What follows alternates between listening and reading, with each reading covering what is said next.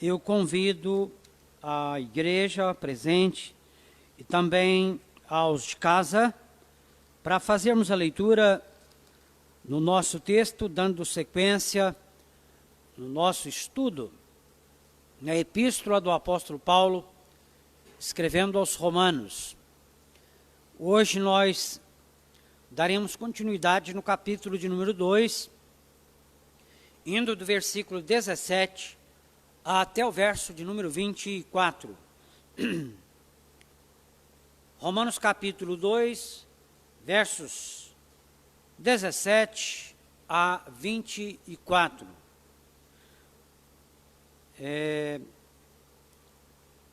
Da parte do fundo aí, alguém quer nos auxiliar na leitura? A Bia? Bia, nos auxilia, por gentileza, na leitura dos versos pares. E aí leremos juntos o verso de número 24. Romanos capítulo 2, versos 17 a 24. Leiamos. Se, porém, tu, que tem por sobrenome judeu, e repousas na lei, e te glorias em Deus, que conheces a sua vontade e aprova as coisas excelentes, sendo instruído na lei, que estás persuadido de que és guia dos cegos, luz dos que se encontram em trevas, instrutor de ignorantes, mestre de crianças, tendo na lei a forma da sabedoria e da verdade. Tu, pois, que ensinas a outrem, não te ensinas a ti mesmo. Tu que pregas que não se deve furtar, furtas. Dizes que não se deve cometer adultério e o cometes, abomina os ídolos e lhes roubas os templos. Tu que te glorias na lei, desonras a Deus pela transgressão da lei, pois, como está escrito, o nome de Deus é blasfemado entre os gentios por vossa causa. Eu ainda peço a nossa irmã Beatriz que nos conduza a Deus em oração para darmos início ao nosso estudo nesta noite. Senhor Deus, nosso Pai, nós estamos aqui, meu Deus, reunidos diante da Tua presença para Te louvar, ó Deus, para engrandecer o Teu santo nome, Pai. E nesse momento, Jesus, eu Te peço que o Senhor venha perdoar as nossas falhas, ó Deus, os nossos pecados. Tende misericórdia de nós, ó Pai, porque nós não merecemos, ó Deus, mas pela Sua infinita graça e misericórdia, ó Deus, o Senhor nos alcança, ó Pai. Amém. Neste momento eu peço, ó Pai, que o Senhor esteja falando aos nossos corações, ó Deus, dando sabedoria e discernimento, ó Pai, para que nós possamos entender e compreender a Tua palavra, Pai. Amém. Em nome do Teu Filho amado Jesus, amém. Amém. Irmãos, lembrando que, por se tratar de estudo bíblico, como é uma prática antiga nossa, né? É momento para sanarmos dúvidas, é momento para formularmos perguntas, e é um momento em que você pode contribuir em algo que te enriqueceu na leitura do texto, tanto os presentes quanto os de casa, né? Mandando pelo WhatsApp a sua pergunta ou mesmo a sua contribuição dentro do nosso estudo bíblico. Irmãos, nós observamos que o apóstolo Paulo, ele está tratando, nesse princípio da epístola, ele está abordando a questão do pecado, e ele fala dos gentios como pecadores, ele fala dos judeus como pecadores, ele fala dos moralistas como pecadores. Nós já citamos o caso daquele que era conselheiro de Nero, que era um estoico, que era um moralista, gente que condenava toda forma de erro, mas que, no entanto, mesmo sabendo que era errado e mesmo condenando, eles se tornavam também transgressores. Portanto, o apóstolo Paulo, ele está tratando dessa situação, tratando com esses tipos de gentes aqui, e ele, agora por último no texto que nós acabamos de ler, o texto mesmo nos diz, ele está tratando diretamente com os judeus. E ele, no princípio do capítulo 2, ele fala dos moralistas, e ele diz, olha, vocês pensam que apenas o fato de vocês serem conhecedores da palavra, isso não os torna melhor do que ninguém. O fato de vocês terem um conhecimento intelectual, o fato de vocês saberem, mas se esse saber não causa mudança na sua vida, se essa informação, se vocês têm conhecimento bíblico e esse conhecimento não os torna melhores diante de Deus, então é um conhecimento inválido, é um conhecimento infrutífero. Portanto, aqui ele fala da forma da lei, né? A lei que ela é o homem como criado à imagem e semelhança de Deus, ele tem de Deus a revelação natural. Por isso a palavra de Deus diz que o homem é indesculpável diante de Deus, porque o que de Deus se pode conhecer é manifesto na natureza. Outra forma que nós vimos desta revelação de Deus é que Deus se revela na própria consciência do ser humano. O texto que nós já estudamos na última terça-feira, as pessoas, quando ela peca, a consciência alarma, a consciência dispara, a consciência acusa. Em qualquer canto da terra onde há uma criatura humana, de qualquer tribo, de qualquer povo, ele desagrada a Deus, a sua consciência vai ficar perturbada, e ele sabe disso. Então, em todos os povos, eles têm o conceito do bom senso, e do que se pode, do que se não pode fazer, são punidos naquilo que é considerado uma infração dentro das regras, né, dos preceitos, dos mandamentos desses povos. E, por esta razão, o apóstolo Paulo diz que vai chegar um momento em que Deus vai julgar os segredos dos homens de conformidade com o seu evangelho. Então, quem pecou conhecendo a palavra de Deus, será julgado até mesmo com base nesse conhecimento. E quem pecou sem conhecer a palavra de Deus, ele será julgado e condenado, sendo um pecador que não conheceu a palavra de Deus, não teve acesso ao evangelho. E há uns dias atrás, eu deparei com alguma coisa, falando de um judeu convertido, e aquele judeu falava da forma como a sua mãe foi acometida de uma enfermidade que a medicina não dava jeito, vieram os melhores médicos dos Estados Unidos, depois de tratar daquela mulher, eles gastaram o que tinha e o que não tinha, e ela ia de mal a pior,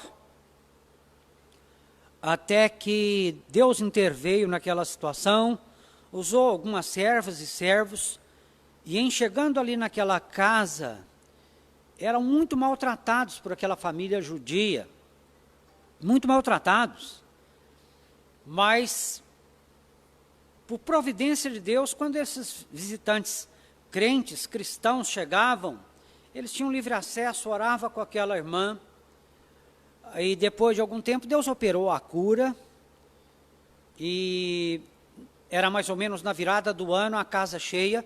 O judeu é um povo muito festeiro, é um povo muito família, são muito apegadas às tradições do judaísmo, e ali o Senhor Deus havia dito, usado um servo dele, de que ela levantaria da cadeira de rodas e seria curada. E quando ela chegou na sala ali na virada do ano novo, no Rosh Hashanah, que é o ano novo judaico no mês de setembro, alguns desmaiaram, outros choravam de alegria. O fato é que, a partir daquele momento, isso gerou a conversão de muitas pessoas, e alguns saíram do Brasil e foram fazer evangelismo em Tel Aviv, em Rafa, em Jerusalém, e é uma história muito interessante.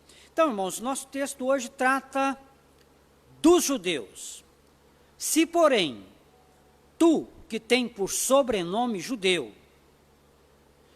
e repousas na lei. Irmãos, o judeu ainda hoje, ele é muito orgulhoso de ter berço judaico, nome judaico, tradição judaica. Um judeu hoje, ele é conhecido lá em Jerusalém, na maior universidade, o seu nome está lá, você é conhecido de toda a comunidade judaica no mundo inteiro. Se você começa a estudar numa universidade hebraica do Rio de Janeiro ou em São Paulo, o mundo inteiro, os judeus sabem onde você está, sabem o que você está estudando, sabem o curso você está fazendo. E são 5 ramos do judaísmo.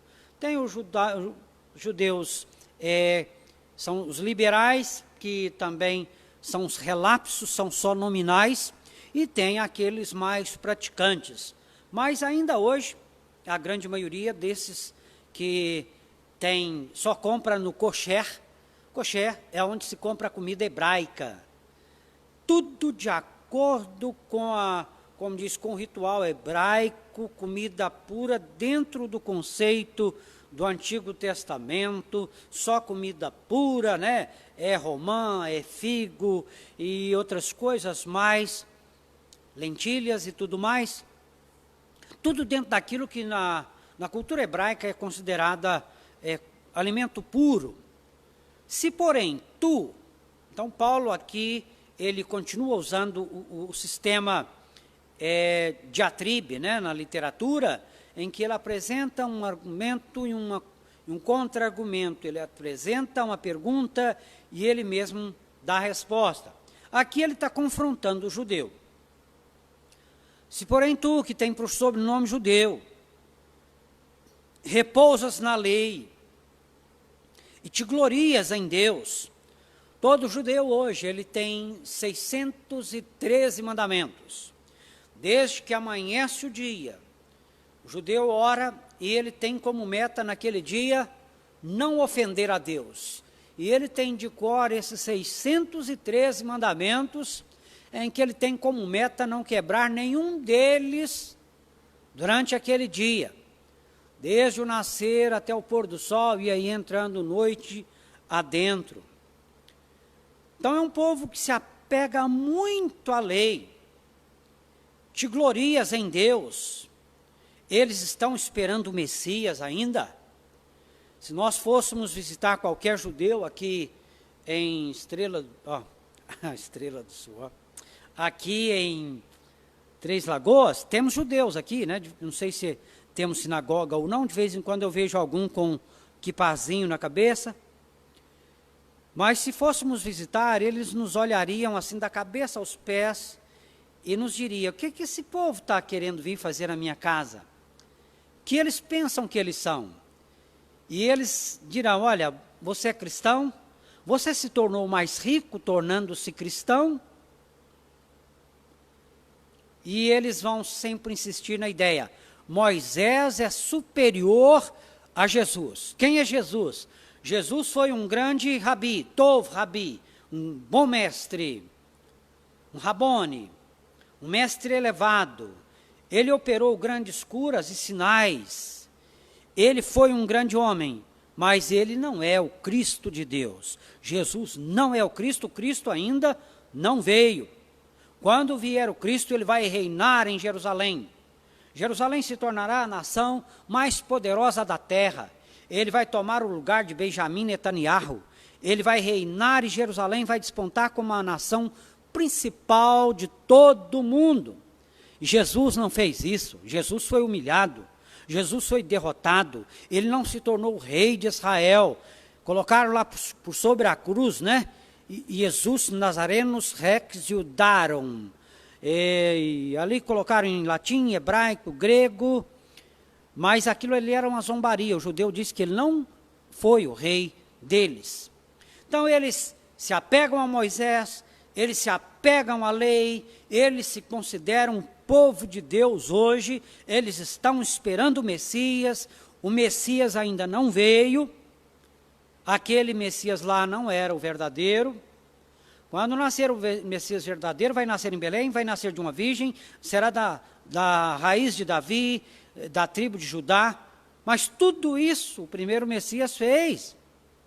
Ele cumpriu todas as 300 profecias que apontam para ele, mas Jesus não nasceu rico, Jesus não nasceu num palácio, ele não vivia rodeado de políticos, e Jesus, como ele veio, foi uma frustração para o judeu hebraico que esperava um Jesus político, um Jesus influente do ponto de vista político.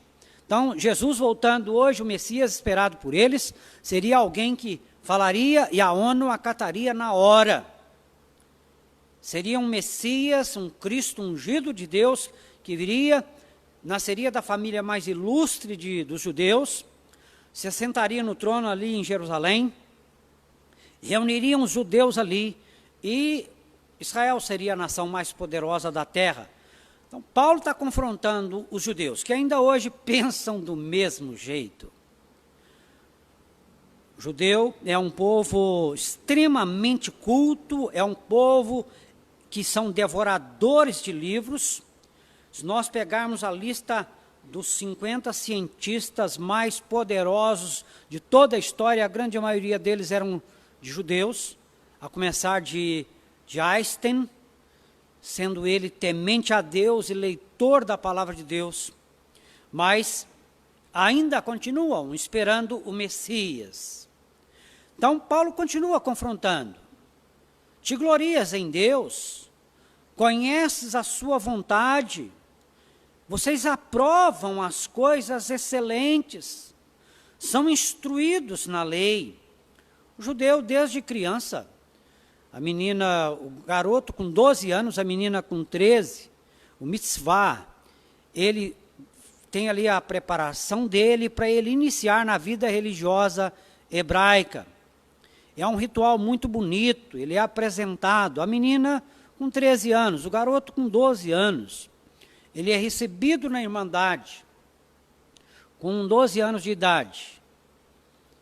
E já vai ali aprendendo a lei, decorando a lei, tudo de Gênesis a Malaquias.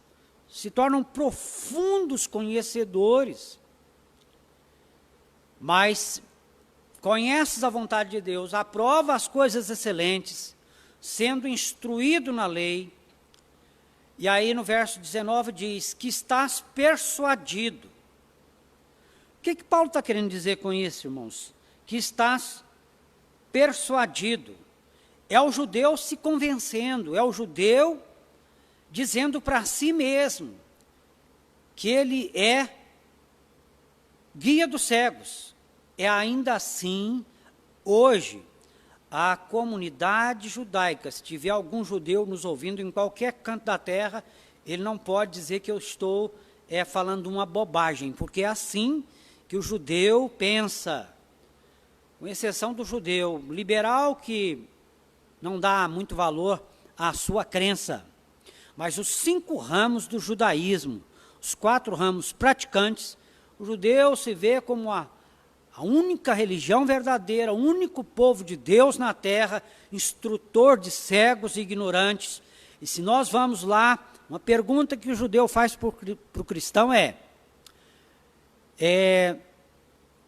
o que vocês são? Vocês são a raiz ou vocês são os galhos? Nós somos a raiz, vocês são os galhos. Quem é que sustenta a planta? É a raiz ou os galhos? Vocês foram enxertados. Nós é que somos as raízes. Só que eles se esquecem de que eles foram podados para que nós fôssemos enxertados. Eles pertenciam, era a oliveira falsa. Jesus é a videira verdadeira. Nós fomos ligados a ele. Só que um judeu não entende assim. O judeu ainda hoje, ele pensa e ele briga, e ele humilha um cristão, ele enxota um cristão da casa como fosse um lixo. Eles não admitem que ore, não admitem a visita de um cristão na sua casa, porque para eles Moisés é superior a Cristo, ao nosso Messias, ao Senhor Jesus. A lei para eles é superior, e a boa nova do Evangelho ainda não veio, porque o Messias, o Cristo ainda não veio. E aí Paulo continua confrontando os judeus. Estais persuadidos, quer dizer, eles se convencem, eles se têm, eles se enxergam como guias dos cegos. Quem são os cegos? São todos os que não falam hebraico, são todos os que não são prosélitos, são todos os que não adotam a dieta do kosher. Qualquer um que come carne de porco, que come qualquer alimento imundo, para eles são imundos.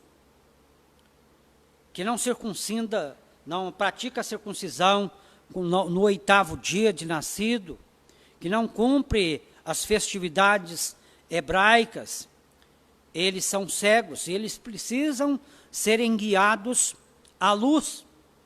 Então, Paulo está dizendo, estáis persuadidos de que as guias dos cegos, luz dos que se encontram em trevas. Então, é exatamente assim que o judeu se vê. E ainda mais, ele continua dizendo, instrutor de ignorantes, mestre de crianças. O judeu olha para o resto do mundo e diz, é todo mundo criança, ninguém sabe nada, tem que aprender o beabá, tem que ser instruídos desde, como diz, aquilo que é o princípio da fé. Nós não somos nem neófitos, nós somos apenas crianças no saber, e são os judeus que são os mestres da terra, os mestres do mundo. E eles continuam, o apóstolo Paulo continua dizendo, ele vai prosseguindo, então ele diz, capítulo 2, né? Minha Bíblia aqui virou a página acidentalmente. Instrutor de ignorantes, mestre de crianças, tendo na lei a forma da sabedoria e da verdade.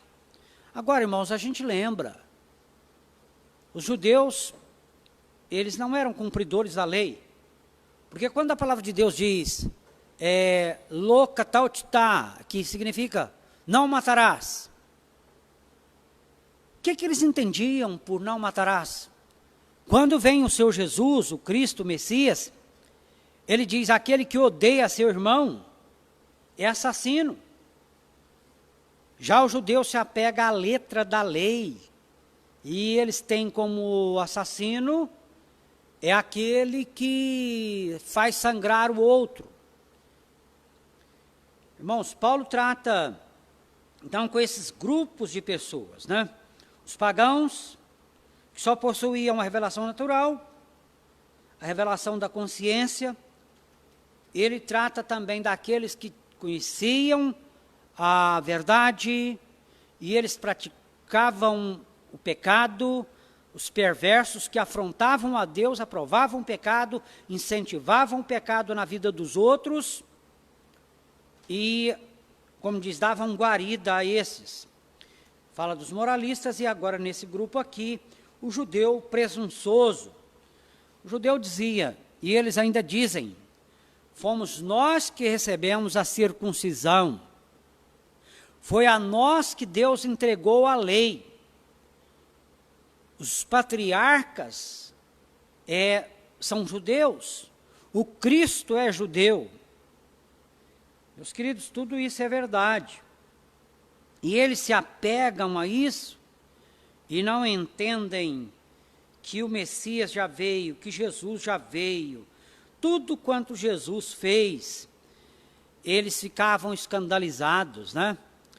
Quando Jesus aquele paralítico levado por 4 homens, eles abrem a laje da casa, desce com aquele paralítico quase em cima da cabeça do Senhor Jesus, e o texto diz, vendo-lhes a fé, Jesus disse ao paralítico: perdoados estão os teus pecados. Nós recordamos que ali haviam mestres da lei, haviam judeus, haviam fariseus ali, e eles ficam escandalizados com a palavra do Senhor Jesus. E eles começam a resmungar uns com os outros, se escandalizarem e a dizerem: quem é esse Nazareno, filho do carpinteiro? Vem aí de um vilarejozinho? Quem pode perdoar pecado senão um só, que é Deus? E observamos mais uma vez Jesus confrontando aquele povo na sua hipocrisia. Um homem que chega todo entrevado, com aquelas pernas secas, ossudas, é osso, tendão e pele, paralítico.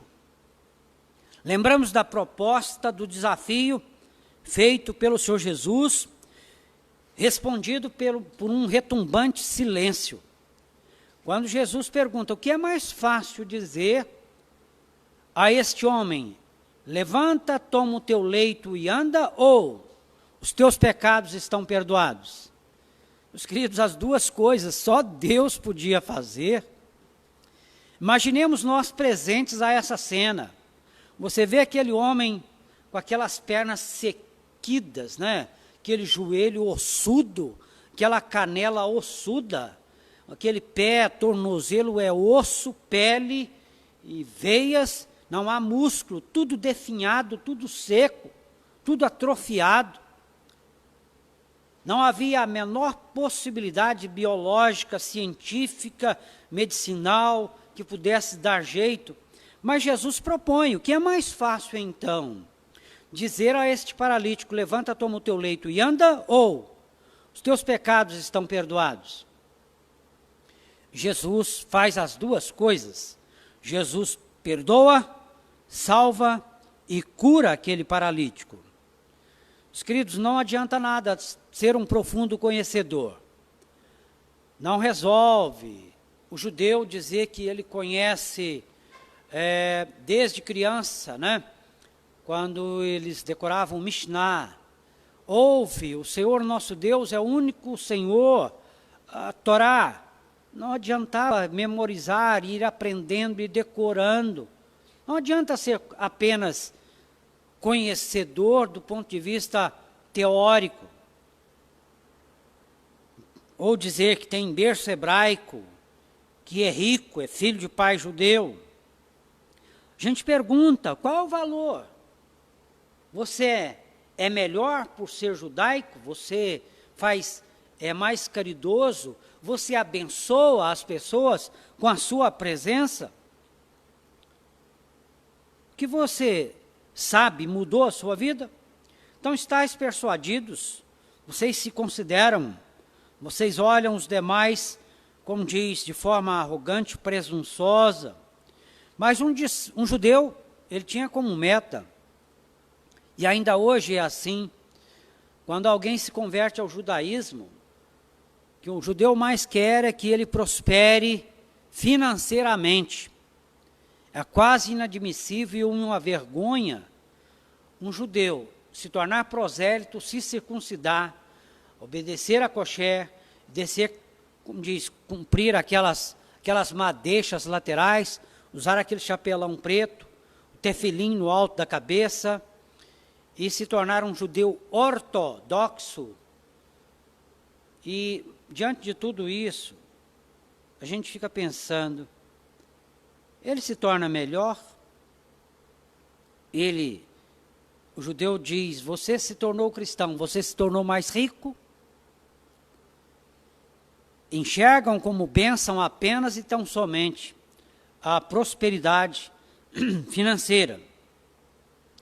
Então, que adianta dizer que tem um conhecedor, mas Paulo aqui confronta eles com mais algumas verdades. Instrutor de ignorantes, mestre de crianças, tendo na lei a forma da sabedoria e da verdade. A partir do verso 21, Paulo diz: tu, pois, que ensinas a outrem, não te ensinas a ti mesmo? Seria como um médico, um professor universitário, ou um professor de biologia, está falando dos malefícios do tabagismo, né? E ele exibe ali alguns pulmões e alguns corpos lá no IML de pessoas que morreram com efizema, câncer pulmonar, câncer no esôfago, câncer na língua, e ele diz isso aqui, tudo aqui eram fumantes, eram tabagistas.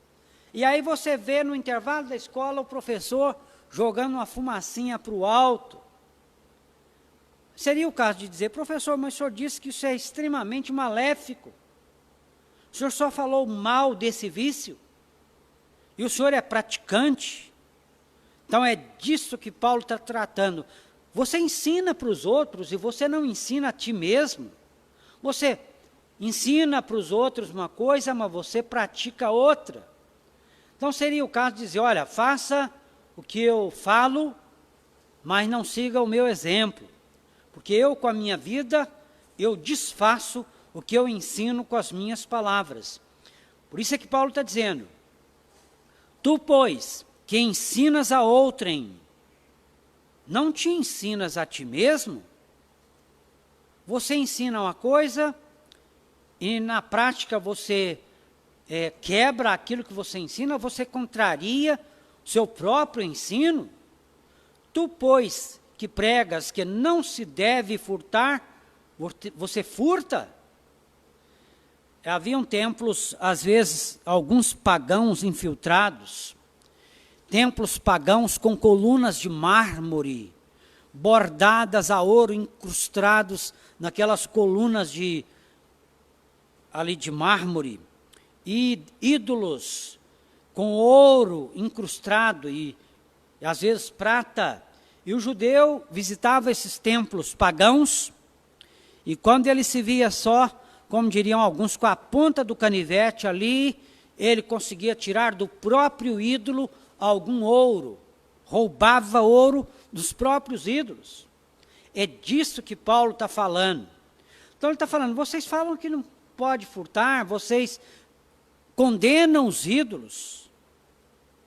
Vocês dizem que não se pode adulterar e vocês adulteram. Vocês abominam os ídolos, mas vocês visitam os ídolos e roubam os templos. Então era uma grande incoerência do judeu. Então, irmãos, a gente fica pensando, ainda hoje, como é que o mundo nos vê? Como o mundo olha para os crentes?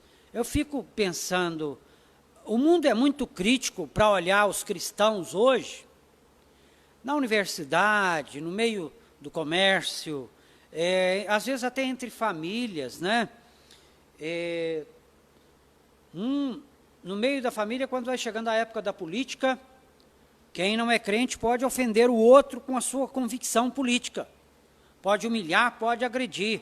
Mas se você é crente, você vai falar da sua convicção na área da política, aí ele diz, mas você é crente, você não pode falar assim. Então você pode levar pancada de todo jeito, mas você não pode defender com firmeza a sua convicção, da sua ideologia, do que você crê, daquilo que você pensa que está mais coerente com a palavra de Deus. Então, é um mundo muito crítico. É do tipo que diz, mas é isso que é ser crente? Em todo lugar, os crentes são vigiados, são fiscalizados, levou o nome de crente, tem muitos fiscais observando. A pessoa conta uma piada, a pessoa já chega junto. Rapaz, você não tem vergonha de contar uma piada dessa? Depois ainda diz que é crente. Rapaz, sua cara nem fica vermelha de vergonha. Você conta uma coisa dessas? Então, qualquer coisa, o mundo já chega com a sua crítica, às vezes familiares, colegas de trabalho, qualquer coisa que o crente fala, às vezes até uma anedota sem malícia, alguém já chega com um olhar crítico. O mundo, então, observa como vive o servo de Deus. Você conhece a Bíblia. Os crentes sabem a Bíblia de cor. Então, a forma como nós vivemos, somos observados o tempo inteiro. O mundo observa o povo de Deus. Agora tem gente que diz assim, não olha para a minha vida, olha para o Senhor Jesus. E eu pergunto aos irmãos de casa e os irmãos presentes, como povo de Deus, você como servo de Deus, você acha que está correto você usar um argumento desse? Você está fazendo um discípulo, fazendo o discipulado, você está ensinando e você diz para a pessoa, diz, só te falo uma coisa, não olha para a minha vida não, tá? Olha para o Senhor Jesus. Aquela pessoa que você está fazendo discipulado, o que ela vai pensar quando você disser isso? Não olha para a minha vida, olha para o Senhor Jesus, olha para a palavra. Meus queridos, naturalmente a pessoa vai pensar, então tem algumas coisinhas aí que você não quer que eu me torne seu discípulo em alguma coisa, né? Você tem lá suas fraquezas íntimas, você lá tem lá os seus deslizes frequentes, você tem lá os seus vícios, as escondidas, né? E aí, por isso é que você me fala, pode ser que algum dia eu abra a sua geladeira e eu vou cair de costa quando eu ver alguma coisa lá dentro, né? Então você está me dizendo para eu olhar só para o Senhor Jesus, mas você nunca vai deixar eu abrir sua geladeira. Então, meus queridos, é maravilhoso quando ali na porta do templo, quando foi dito aquele paralítico, olha para nós, olha para nós. O povo de Deus tem que ter autoridade para dizer isso. Alguém diz assim, mas nós não somos perfeitos, nós ainda pecamos, mas não devemos causar escândalo. E é isso que Paulo está condenando aqui. Tu que te glorias na lei, desonras a Deus pela transgressão da lei. Então nós desonramos a Deus quando o mundo se escandaliza, observando e apontando o pecado na nossa vida. É terrível quando alguém fala, né, de casos ocorridos, e diz, e era crente. O mundo olha os crentes com um olhar muito crítico. Há enfermidades que o crente não tem direito de suportar, de ficar enfermo. O crente pode pegar resfriado? Pode. Pode pegar até uma pneumonia? Pode. Mas o mundo olha e diz, o crente não tem direito de pegar a enfermidade que é a mais comum hoje, que é a chamada depressão. Aí o mundo diz, mas é crente, crente não fica deprimido. Ninguém sabe se é por um organismo desmineralizado, se é por estresse, excesso de trabalho, que há pouco tempo se chamava de estafa, se é por noites sequenciais mal dormidas, que a pessoa cai numa depressão pela própria pressão da vida, mas o mundo olha com um olhar crítico e diz, crente que é crente, não fica deprimido. Mas alguém diz, não, mas ele fica resfriado. Não, resfriado até que pode ficar. Não, mas pegou pneumonia. Pneumonia também pode. Mas depressão, não. Então tem alguns que se escandalizam com coisas como se o nosso organismo fosse imune, né? Como se o crente não quebrasse uma perna, como se nós não fôssemos sujeitos a um sarampo, a uma outra enfermidade qualquer. Mas o que Paulo está dizendo aqui aos judeus é isso. Vocês se gabam de serem profundos conhecedores da lei, mas vocês roubam os templos, roubam o ouro dos ídolos, roubam o templo dos ídolos, vocês adulteram e aí vocês servem de pedra de tropeço.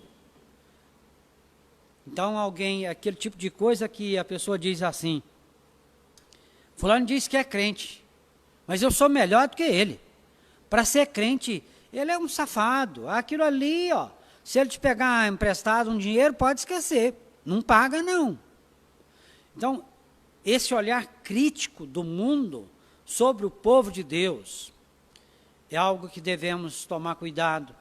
E, como diz, no socorro de Deus, no amparo do Senhor, devemos estarmos habilitados para poder dizer, como foi dito àquele paralítico, né? Olha para nós, não tenho ouro nem prata, mas o que tenho isto te dou. É em nome do Senhor Jesus, no nome dele ainda há poder, ele ainda cura, ele ainda liberta. Se você buscá-lo de todo o seu coração, se você chorar aos pés dele, até hoje nunca ninguém o buscou de maneira tão honesta, tão sincera, com o coração mais aberto, que ele não tenha socorrido. Ele continua fiel. Então não fica bem um discipulador dizer para o discípulo: olha para o Senhor Jesus, não olha para a minha vida. Devemos sim sermos exemplos, sim. Pois como está escrito, o nome de Deus é blasfemado entre os gentios por vossa causa, por causa da sua vida de escândalo, por causa da sua vida mundanizada. O mundo olha e diz assim: eu não vejo nenhuma diferença. Hoje, crente, descrente, não há diferença. Vai num casamento de crente, sai gente bêbada do casamento de crente. Vê lá, o povo pega ali na cintura um dos outros ali, nada daquilo ali glorifica a Deus. É só mundanismo total, é tudo igual. Hoje em dia, crente e descrente não faz mais diferença. Então eles começam a olhar de forma saudosa para um tempo, dizer: havia um tempo que se você fizesse um negócio com um crente, você podia ter certeza que você ia receber. Crente tinha palavra, era pontual. Hoje em dia, crente é tudo safado. Infelizmente, para nossa vergonha, muitos têm dito isso. E Paulo, tratando com os judeus, ele conclui o nosso texto da nossa meditação, dizendo exatamente isso: a eles que se consideravam guia de cegos, instrutores de crianças, os mestres da lei, conhecedores de toda a lei, esperando o Messias até hoje, pois como está escrito, o nome de Deus é blasfemado entre os gentios por vossa causa. Então, que Deus tenha misericórdia de nós, que não tenhamos apenas esta aparente obediência, né? Mas que possamos, na graça do nosso Deus,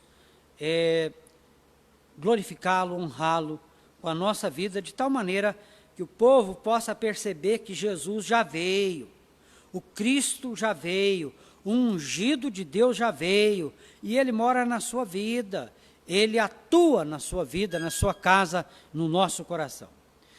Meus queridos, alguma pergunta dos de casa? Temos sim, que bom.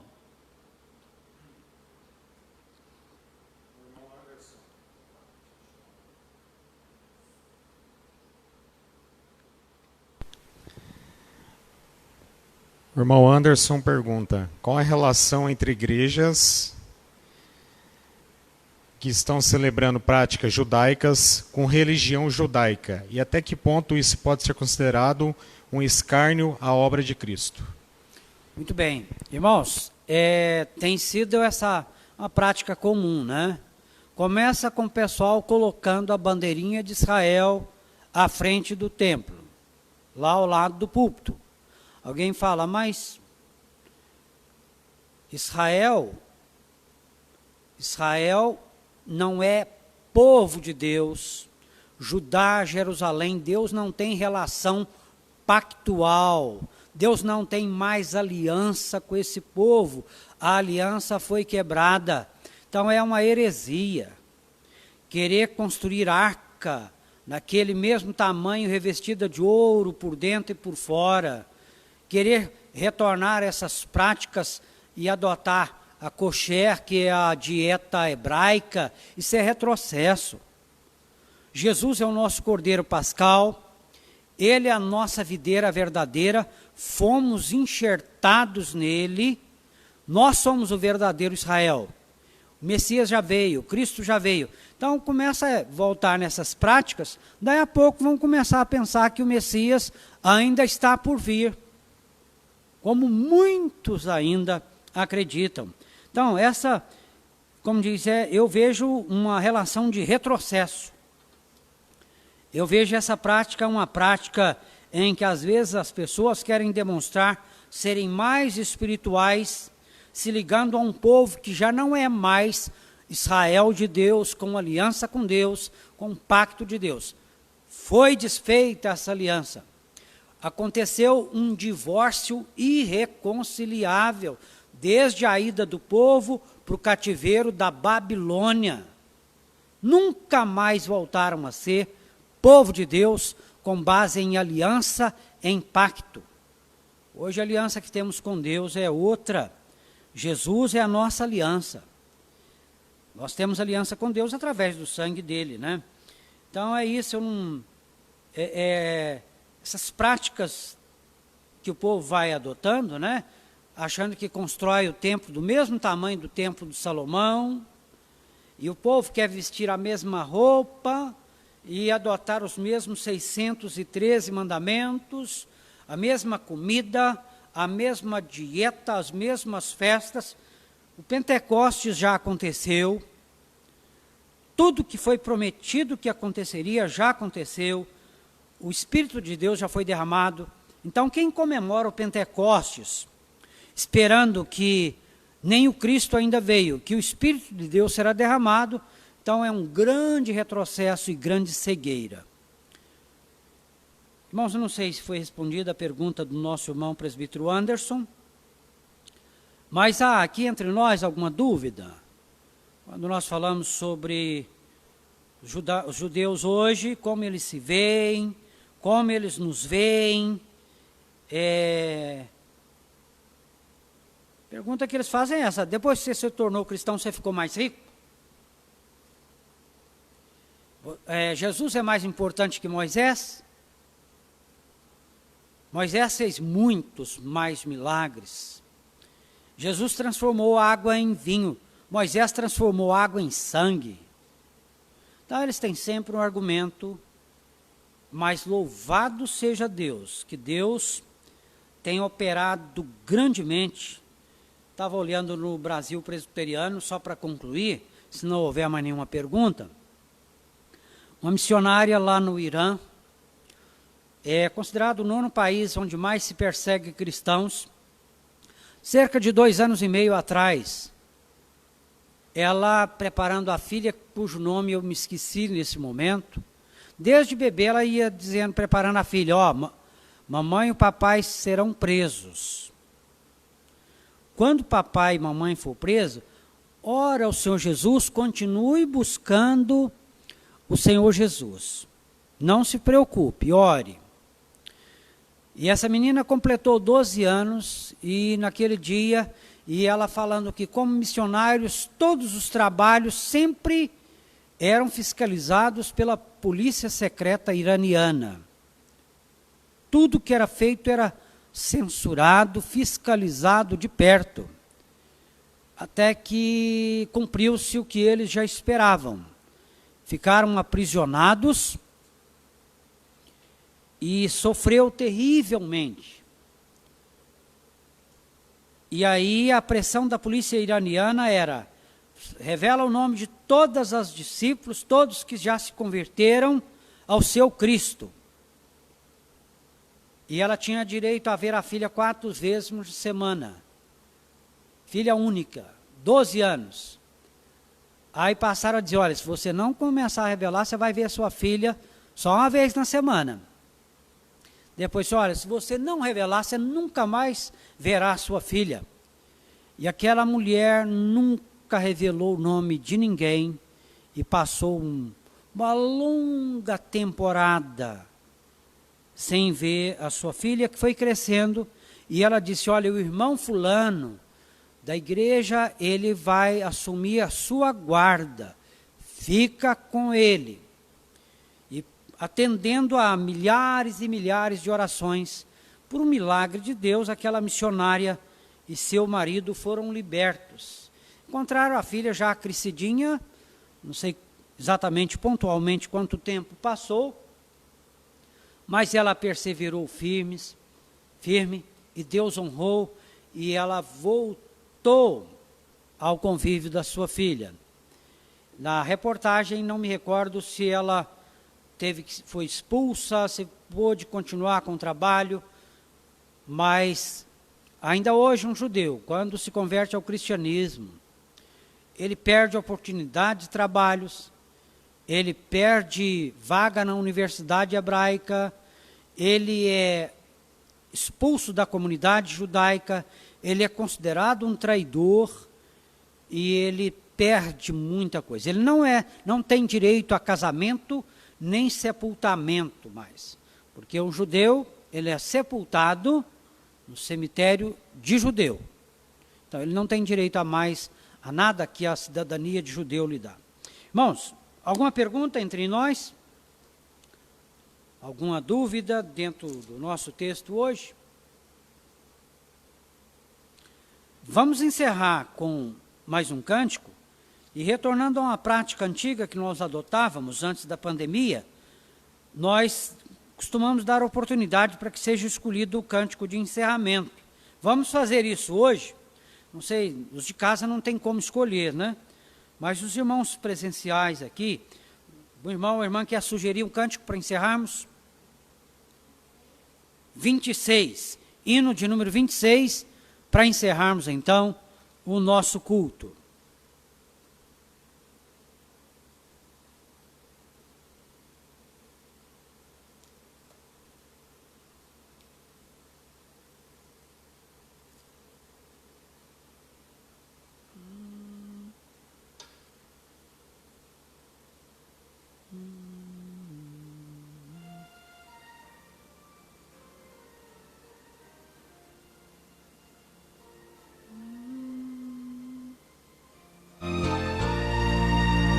Senhor meu Deus, quando eu maravilhado os grandes feitos vejo da tua mão, estrelas, mundos e trovões rolando, a proclamar teu nome na amplidão. Canta minha alma então a ti, Senhor. Grandioso és tu, grandioso és tu. Canta minha alma então a ti, Senhor. Grandioso és tu, grandioso és tu. Quando atravesso bosques e florestas, ouvindo a brisa, pássaros cantar, vejo além montanhas altaneiras, o teu poder e glória proclamar. Canta minha alma então a ti, Senhor. Grandioso és tu, grandioso és tu. Canta minha alma então a ti, Senhor. Grandioso és tu, grandioso és tu.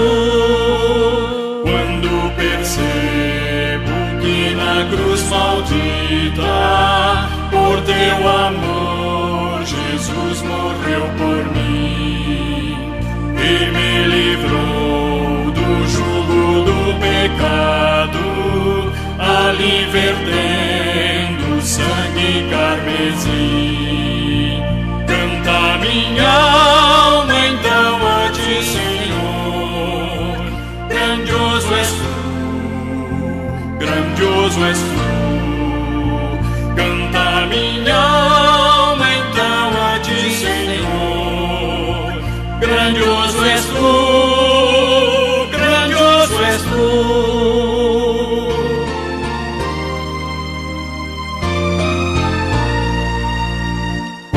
Afinal, em resplendor e glória, Jesus abrir as portas da mansão, eu hei de estar de joelhos entre os santos, na mais humilde vera adoração, e então cantar eternamente ali. Grandioso és tu, então cantar eternamente ali. Grandioso és tu, grandioso és tu.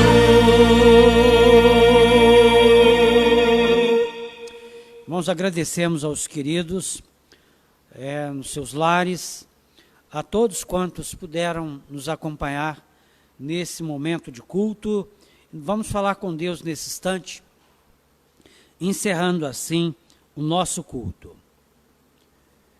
Senhor Deus único, Senhor do céu, de toda a terra, de todo o universo, Senhor das nossas vidas, Deus eterno, Deus todo-poderoso, Deus de toda bondade, Deus de misericórdia, glorificado seja o teu santo nome, bendito seja o Senhor, porque teu Filho Jesus foi nos preparar lugar. Louvamos-te pela nova Jerusalém que o Senhor tem preparado para o Israel do Senhor, lavado no sangue do Cordeiro.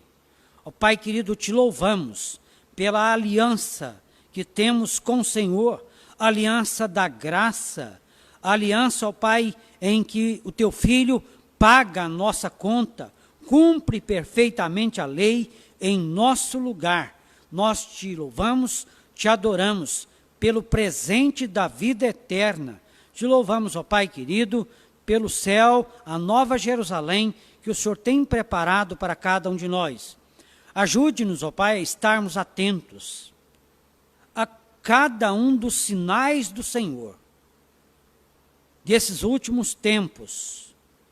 Ó Pai, essa tragédia que se abate sobre a terra, a angústia, a tristeza no coração de grande parte da humanidade.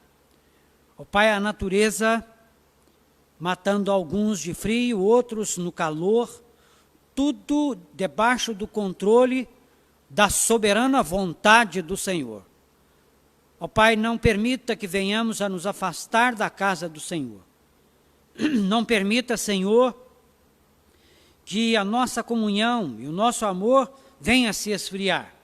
Abençoe o teu povo, manifesta o teu poder no nosso meio, mostra-nos a tua glória, como Moisés suplicou ao Senhor. A tua glória transformando vidas, operando, ó Pai, grandes sinais para a honra e glória do Senhor, manifestando assim o teu poder no nosso meio. Pedimos a tua bênção sobre nós no restante desta noite, no restante desta semana. Guarda o teu povo, guarda, ó Deus, as tuas ovelhas, sustenta-nos com a tua graça, purifica o nosso coração, a nossa mente, e sê conosco, suplicamos a tua bênção, em nome de Jesus. Amém.